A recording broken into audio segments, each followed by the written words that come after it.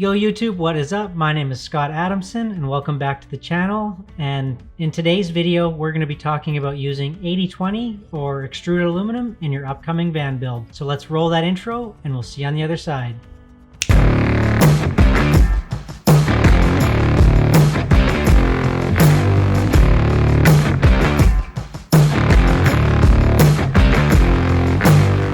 So if you landed on this video, you've obviously seen some Sprinter vans that have been framed out using 80/20 and you're interested, why do people use it? What are the benefits? Is it easy to work with? So in today's video, I'm going to go over kind of why I chose to use 80/20 for all of my cabinet framing over the more traditional wood cabinet framing that you see in most DIY builds and even a lot of the professional van outfitter builds. So reason number one that I chose to go with 80/20 on this van build is strength. This 80/20 is unbelievably strong. Like, check this out. And I know if you really know what you're doing with wood cabinet framing, you can make some super strong joints. But for the average builder, proper joinery, which is what they call it in cabinet framing, is difficult and hard to achieve. And with 80/20, it's super easy to get super strong, super structurally sound cabinet framing that I just wasn't able to achieve with other builds. And you ask any other DIY van builder to do this,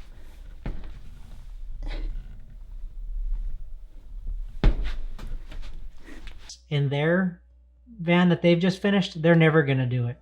So the number one reason for me is strength. I just think this 80/20 is an amazingly strong product. The second reason I'm using the 80/20 in this van build is weight savings. And I know that using 80/20 in itself isn't necessarily a weight saving construction method, but I do think that due to the strength of this product, you are able to use a little bit different construction techniques that enable you to save weight overall in the van build. For example, when you're building your cabinets, you don't need to install a wooden back, you don't need to install a floor, you don't need to install any mid supports, and you don't need any top other than the countertop that comes on it finished to give that box, the structure it needs to support everything that's going to be attached to it. It's kind of hard to explain that without showing you, so let's jump inside the van and I'll show you on the galley that I'm currently working on what I mean by some of the cabinet pieces that you don't technically need. All right, we're in the van now, and I thought I would take a minute just to kind of show you the construction of the back galley area. This is obviously the back galley. I'm going to have a cooktop here, sink right here. But in this video, we're going to focus kind of on the construction and how I think the 80/20 saves you a bit of weight overall. So if you look at the construction of this, let me open in here, you can see that inside the cabinets, because the 80/20 is so strong, I don't need a back on it. So there's no back, so that saves you a piece of material there. I don't need a floor. You can see this is going right, there's no floor to the cabinet. There's no center support here because it isn't needed.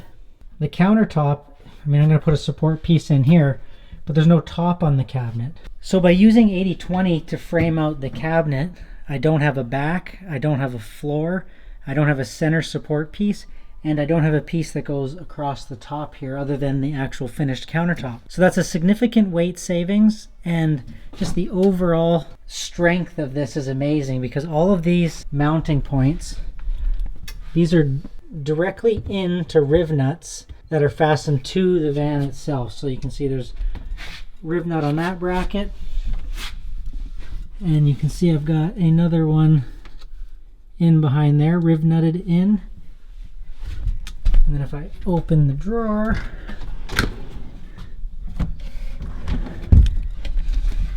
you can see this one's a bit different, but I've got riv nuts going